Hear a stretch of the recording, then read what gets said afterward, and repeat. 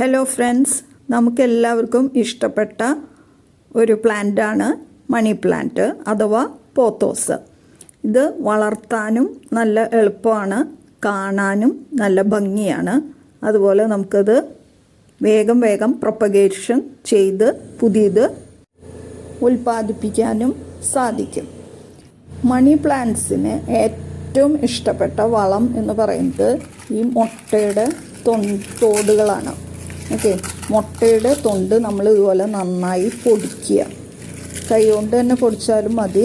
നന്നായി ഇതുപോലെ പൊടിച്ചതിന് ശേഷം നല്ല പോലെ പൊടിയണം.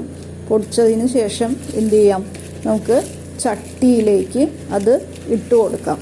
അപ്പോൾ നമ്മൾ കുറച്ച് മുട്ടയുടെ തോട് ചട്ടിയിൽ സ്ഥലം ഉണ്ടെന്നുണ്ടെങ്കിൽ ആ മണ്ണ് ജസ്റ്റ് ഒന്ന് ഇളക്കി മാറ്റിയിട്ട് അതിൻ്റെ ഉള്ളിലായിട്ട് മണ്ണ് ജസ്റ്റ് ഒന്ന് ഇളക്കി ഇതുപോലെ ചെറിയൊരു കുഴി പോലെ എടുത്തിട്ട് അതിൻ്റെ അകത്തേക്ക് ഇട്ടിട്ട് ആ മണ്ണ് കൊണ്ട് മൂടിയിടാം. ബാക്കിയുള്ള മുട്ടത്തൊണ്ട് നമുക്ക് എന്ത് ചെയ്യാം, അതിൻ്റെ മുകൾ ഭാഗത്തായിട്ട് ഇട്ട് കൊടുക്കാം.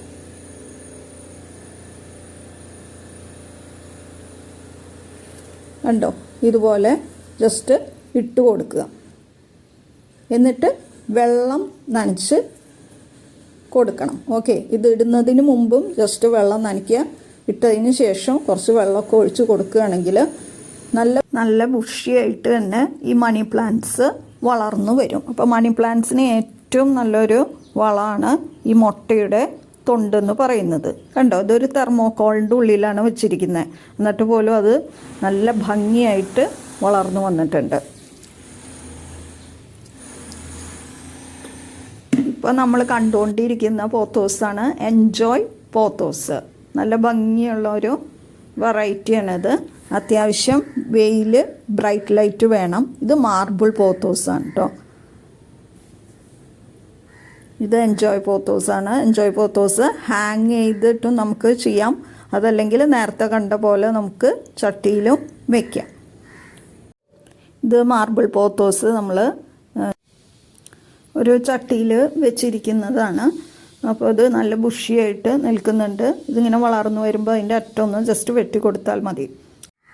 ഇത് നമ്മുടെ നിയോൺ പോത്തോസാണ്. നല്ല ഭംഗിയാണ് ഇത് കാണാനായിട്ട്. ഒരു ബ്രൈറ്റ് ലൈറ്റ് ഇതിന് കിട്ടണം. എല്ലാ പോത്തോസിനും ബ്രൈറ്റ് ലൈറ്റ് വേണം. കണ്ടോ, ഇനി അടുത്തത് നമ്മുടെ ഗോൾഡൻ പോത്തോസാണ്. Golden money plant. നമ്മൾ സാധാരണ എല്ലായിടത്തും കാണുന്ന ഒരു മണി പ്ലാന്റ്. ഇത് നമ്മൾ മാവുമ്മ ഇങ്ങനെ ഹാങ് ചെയ്തിട്ടിരിക്കുകയാണ്.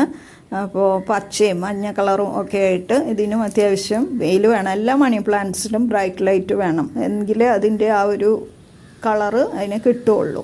ഓക്കെ, ഇത് കിളികൾക്കൊക്കെ കൂട് വയ്ക്കാനായിട്ട് വളരെ ഇഷ്ടമാണ്. കണ്ട, കിളിക്കൂട് കാണാൻ പറ്റുന്നുണ്ട് അതിൽ.